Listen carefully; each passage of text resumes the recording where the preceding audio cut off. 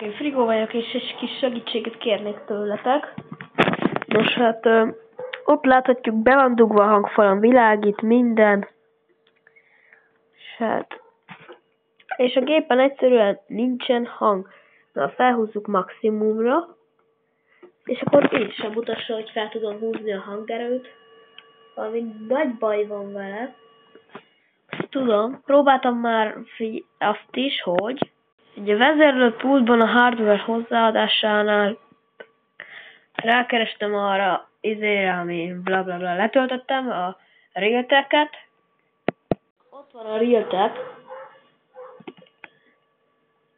és azt írja, hogy az eszköz nem indítható el. Tehát ehhez kéne egy kis segítség.